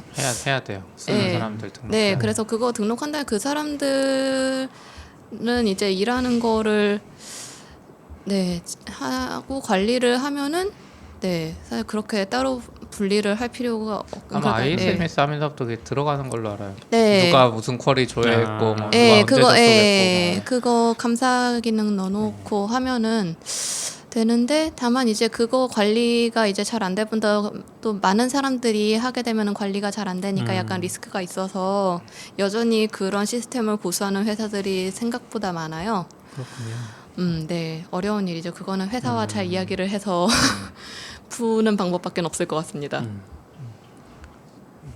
다음부터 안경 쓰고 해야 되겠다. 전 눈이 안 좋아서 잘 안 보여요. 다 오디케이 분들인 것 같아요. 그래요? 네, 지금 거기 이거 낙견님 빨리 슈퍼챗 기능 풀어주세요. 그게 뭐예요? 후원하는 거. 그거 아직 안 되지 않아요? 아직 안 되나? 우리 그거 애드가 시간? 돼야 되는 거 아니에요? 시청 시간. 네, 시청 시간이 안 돼서 시청 시간. 네, 이거 열심히 하셔야 우리 돼요. 그러니까 몇 시간짜리 우리 STD 아우터 44비치에 올리고 그 몇 시간 되면 그거를 계속 그 팟캐스트처럼 네. 운전하면서 들으면 시청 시간 찰 것 같아. 그러네요. 우리가 세우는 거예요? 44비치에 통합해야 되나? 안 되겠다. 그럼 마지막으로 저희가 기승전 책 방송인 적이 있었는데 오늘도 이걸 어떻게 할까요? 이거 지금 시간이 뭐요? 괜찮아요? 뭔 시간이요? 팩트플레이스 몰라요? 꼬재님이 괜찮으신지를 뭐 누구나 다. 그래요? 뭐 얘기하면은 할 수 있는 데까지 하고 못하면 안 하면 되니까요. 팩트플레이스 얘기를 조금 할까요? 그러면? 네. 낙교님이 낙교님이 엄청 갖고 좋아하잖아요. 오셨으니까. 네, 좋아하긴 좋아하시는 하죠. 책이라고. 그러니까 한슬 로슬링 저도 팬이에요, 사실. 네? 한슬 로슬링 팬이에요. 학교님은 엄청 팬이죠. 뭔가의 팬이 되면 그 외 아무것도 안 보면 막 베어 티셔츠 입고 다니고. 베어 좋습니다. 네. 베어 쓰십시오. 팩트플리스라고 이게 지금은 이제 이거 어떻게 표현을 해야지 고인이 되셨다고 하면 되는 네. 건가요? 네. 고인이 되신 한스 로슬링 교수님이 쓰신 책이거든요. 이게 아마 굉장히 사실 유명한 책이에요. 저희가 소개할 필요 없을 정도로. 네, 그렇죠? 이미 베스트셀러 그렇죠. 꽤 오래 있었고 아마 오히려 한스 로슬링 교수님보다도 빌 게이츠가 추천하고 막 하버드대에 선물해 줬다고 이런 걸로 더 유명할 거예요. 네, 그래서 아마 이런 책이 있는데 근데 왜 갑자기 이 책이? 그러니까 이 책을 한 거는 제가 이제 꼬자님 블로그도 좀 보고 했었거든요. 스토킹? 예전부터도 봤었고 이제 오면서 또 오신다고 하셔서 한번 쭉 봤는데 어떤 공통점이 있을까? 팩트플리스를 되게 좋게 평가하셨더라고요. 그러니까 네, 좋은 책이죠. 아마 2017년 베스트? 정확하게 2019년 베스트입니다. 2019 책이 년인가요? 2019년 1월에 나왔어요. 2019년 베스트로 뽑아주기도 했고 그래서 얘기하면 좋지 않을까라고 생각을 했어요. 근데 이게 보면은 되게 이분이 아마 인구학자셨나요? 제가 죄송합니다. 잘 모릅니다. 네, 사회학자, 네. 이자 통계학자, 정확하게 사회통계 쪽. 그래서 여러 가지를 얘기하셨는데 굉장히 뭐 임팩트 있는 부분들이 예를 들면 사람들이 잘 모르고 있다는 거예요. 지구에 대해서. 예를 들면 너걸님은 지금 지구의 인구가 몇 명이라고 생각하세요? 60억? 아니 봐봐 60억이 어디서 나온 숫자냐면은 네. 제가 어릴 때 TV에서나 맞아요. 뭐 백과사전에서 배운 숫자거든요. 네. 근데 실제로 60억이 아니에요. 지금 2019년 기준으로는 77억 명이 있거든요. 오. 그러니까 그 약간 아마 너굴림보다 좀 더 앞선 세대는 50억이라고 할 거예요. 네. 그게 약간 그런 컨셉들이 되게 고정돼 있는 거죠. 근데 60억과 77억의 차이가 엄청나게- 삶에 엄청나게 커요. 근데 그거를 이제 이분이 얘기하시는 거는 사람들이 그런 고정관념이 박혀 있으면은 굉장히 오랫동안 변하지 않고 그리고 이제 뭐 인구 차이는 그렇긴 한데 예를 들면은 뭐 아프리카에 대한 인식이라든지 뭐 미래의 인구 경향이라든지 우리는 아직도 뭐 서양이 굉장히 잘 나가고 영원히 잘 될 것 같잖아요. 근데 인구론을 보면은 서양은 이미 되게 쪼그라들고 있고 아프리카나 그렇죠. 아시아가 클 수밖에 없거든요. 난 이미 느끼고 있는데 그러니까. 팩트 플리스 없이 근데 좀 더 그 아무튼. 객관적으로 봐야지. 지표를 보고 뭐 할수 올바른 있다면서. 판단도 할 수 있고 약간 그런 얘기를 하는 거죠. 딴소리인데 베어의 팩트 플리스 관점에서 보면 어때요? 네? 팩트 플리스도 좋아하고 베어도 좋아하는데 네. 베어의 그 배우는 객관적인 수치를 사실적으로 노션에 비교해서 어. 보면 잘 모르겠어요. 그러면 꾸제님은 왜 팩트플리스를 2019년 최고의 책으로 선정하셨나요? 일단 첫 번째로는 저도 한스 로슬링 교수를 굉장히 좋아하고요. 네. 뭐 사실 저는 그래서 이 책 그분이 자서전 쓰고 있었다라고 해가지고 전부터 관심을 가지고 있었는데 마침 번역이 또 그렇게 안 늦게 나와서 네, 그래서 사실 보기 전에도 그냥 이 책 어느 정도는 좋겠지라고 생각을 했는데 네, 자서전 한 반쯤은 본인 얘기고 이제 반쯤은 본인이 본 것과 뭐 이런 것들의 이야기인데요.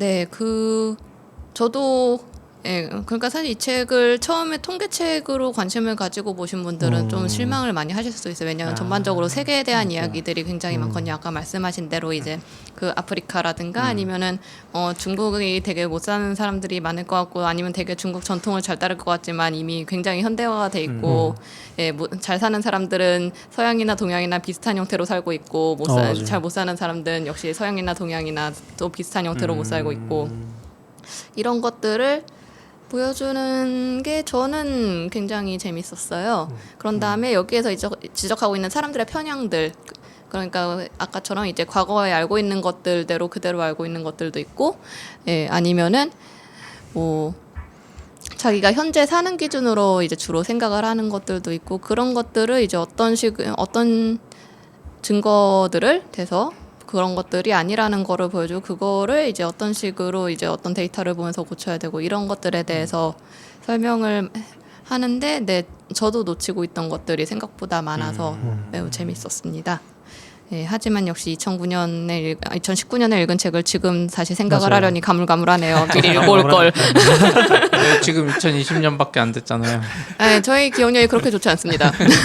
근데 보면은 여기도 저도 이제 지금 목차를 보면서 기억을 해낸 건데 별로 책이 눈에 안 들어왔나 보네요. 그런 건 아니고 이제 볼 때의 인상 깊은 거랑 또 중국 그거를 인구랑 정리해 놓는 거랑 좀 다르니까 그러니까 이게 사실은 한스 로슬링 교수님이 제일 많이 쓰는 그 기법이에요. 그러니까 인구라든지 아니면 그 빈곤율이 올라가고 있냐 내려가고 있냐를 먼저 물어보는 것들. 근데 이제 한스 로슬링 교수님이나 그런 분들 하는 일관적인 얘기 중에 하나가 그런 게 있어요. 예를 들면은 사람들은 뭐 되게 세계가 더 안 좋아지고 있다고 많이 생각하잖아요. 빈곤율도 높아지고 범죄율도 높아지고 생각하는데 통계적으로는 그렇지 않다는 거죠. 그리고 그걸 인식하는 굉장히 중요한 이제 세계에 대한 인식 그리고 다음 단계로 가기 위한 거라고 생각을 하는 거거든요. 그래서 여기 이 책은 사실 그런 내용들을 정리를 좀 더 해서 한 10가지 정도? 10개밖에 없어요? 아, 그러니까 그런 네, 10개라도 네. 굉장히 크기 때문에 아, 네. 10가지 정도의 이제 카테고리화를 해서 그 내용들 다시 소개한 책이에요. 그래서 사실 기본적으로는 이제 책보다는 그 테드 강연 같은 게 엄청 유명했었거든요. 네. 아, 저도 봤어요. 네. 아니, 테드 말고 한국 와서 한 거 있잖아요. 네, 맞아요. 한국 네, 와서 한국 와서도 한국 하셨었어요. 인구 뭐. 네, 맞아요. 맞습니다. 그래서 그런 거 보시면은 좀 더 단편적이지만 이제 그분이 얘기한 핵심 주제는 그런 데서 더 잘할 수 있고 책은 이제 그런 것들 카테고라이징해서 정리한 거고 뭐 그렇죠. 네. 그래서 굉장히 도움이 많이 되는 책입니다. 네. 그리고 이런 게 사실 실제로 그러니까 이렇게 뭐 세계를 보는 관점까지는 아니라고 하더라도 그냥 똑같이 네 뭐 사람들이 이렇게 간단하게 아까 말씀드린 DAU라든가 이런 간단한 지표를 보면서도 받아들이는 것도 다 다르거든요. 그렇죠. 네. 뭐 되게 어떻게 조금만 변하면은 이제 어떻게든 핑계를 갖다 나한테 붙인다고 유리하게 하고, 판단하게 그러잖아요. 네, 그런 다음에 아니면은 굉장히 그냥 그러니까 숫자는 그대로인데 그거를 자의적으로 판단해서 받아들이는 경우들이 굉장히 크고, 그다음에 그거를 어떤 식으로 아니 그게 아니라든가 아니면은 그렇게 보시는 거는 조금 곤란하다든가 이런 거를 또 다른 증거를 갖다가 대서 설명을 해야 하는 게 보통 분석가들이 하는 역할 중에 많기 때문에 보면서 아이고 맞구나라든가 아니면 이런 거는 나도 그러네. 사실 내용적으로 보면 약간 행동 경제학 쪽이랑도 많이 엮여 있진 않은데 겹치는 부분들이 좀 있다고 생각하긴 하거든요. 행동 경제학이 뭐예요? 행동 경제학은 이제 사람은 합리적이 아니다라는 전제로 심리적인 부분들을 저는 기술하고 알것 심리학이 같아요. 합쳐져 있는 부분들. 그 보통 많이 유명한 책 중에 생각에 관한 생각이라든가 너지라든가 그렇죠. 네. 전 낙교님 보면서 이성적으로 분명히 이성적인 말을 하는데 그렇게 행동하지 않는다는 걸 항상 느끼죠. 그렇죠. 배어 같은 거 보면서 뭐 아니, 그 배어 기업은 좋아요. 뭐 돈 버는 거 이런 거 중요하다 그러면서 배어를 좋아하고. 그래서 낙교님은 이렇게 제품을 사지 다르구나. 말고 주식을 사라고 해놓고 애플 네. 제품을 사고 약간 낙교님을 보면서 행동 경제학을 항상 느끼고. 그런 거군요. 확 이해가 됐어요. 네. 그냥 그거는 네. 생각과 말이 다른 거 아닌가요? 그렇죠. 아무튼 네 행동 네. 경제학. 근데 그 좀 재밌는 포인트가 뭐라고 해야지? 사람이 자기가 스스로 생각하는 거랑 실제가 많이 이제 뭐라고 해야지? 자기가 되게 합리적으로 생각하지만 그렇지 않은 부분들이 굉장히 많다는 거거든요. 그래서 그런 것들을 의식하고 바라보면은 이게 약간 이름이 기억이 안 나는데 약간 제2의 시스템을 작동시키면은 전혀 다르게 인식을 할 수 있거든요. 그러니까 제2의 시스템을 약간 좀 작동시킨다고요? 본능적으로 생각하는 것과 어떤 사건을 보거나 했을 때 네. 즉각적으로 반응하는 것을 생각하는 것과 예를 들면 여기도 나오는 게 아마 이게 차례에 보면 할머니를 패자고 이런 얘기가 나오거든. 이게 아닌가?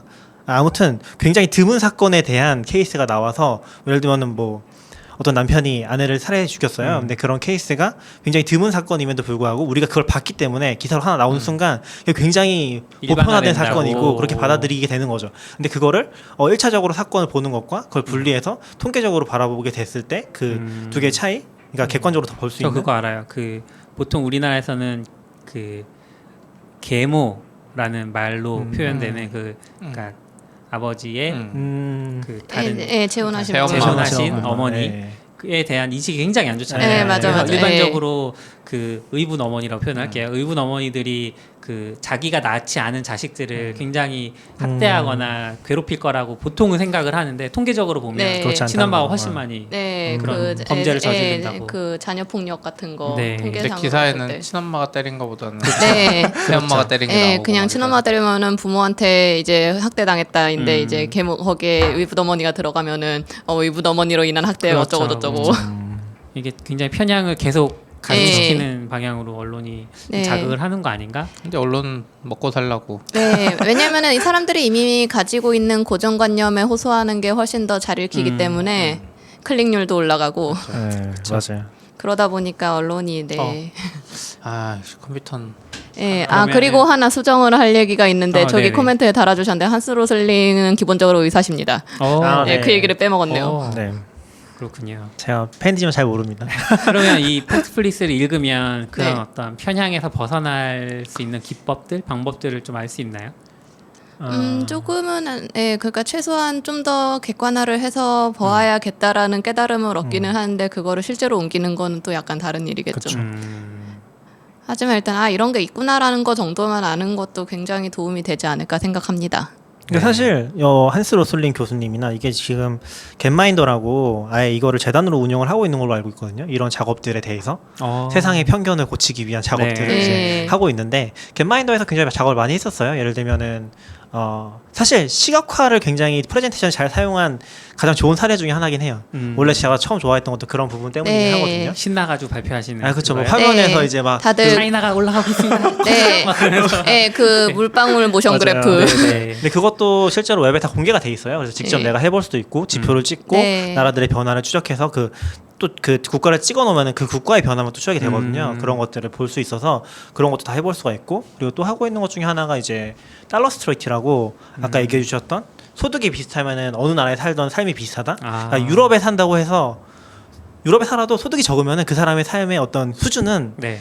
뭐 다른 데서 잘 사는 사람이나 비슷한 거라는 거죠. 근데 그런 것들을 이제 사진을 찍어서 올린 것들이 있는데 달러 스트라이터라는 것도 보고 있으면은 되게 기분이 이상해져요.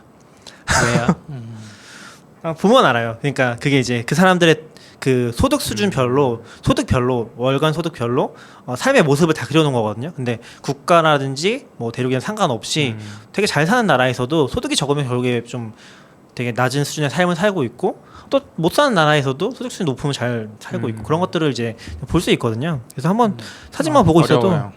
근데 되게 사진은 직관적인 거라서 재밌어요.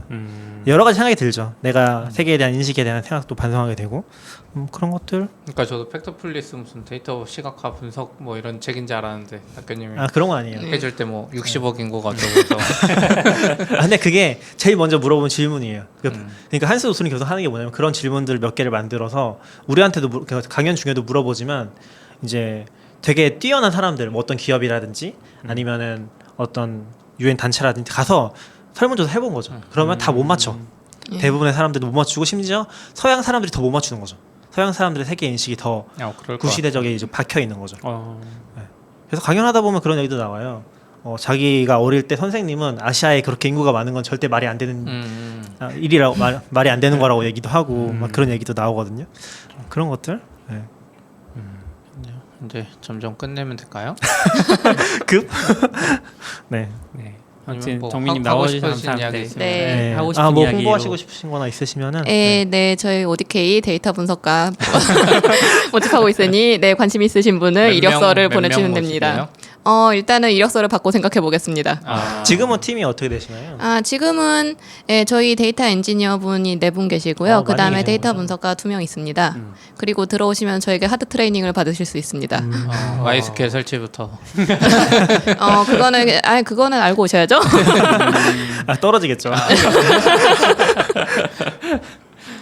네, 아무튼 오늘 와주셔서 감사합니다. 네, 감사합니다. 고맙습니다. Standard output. FM.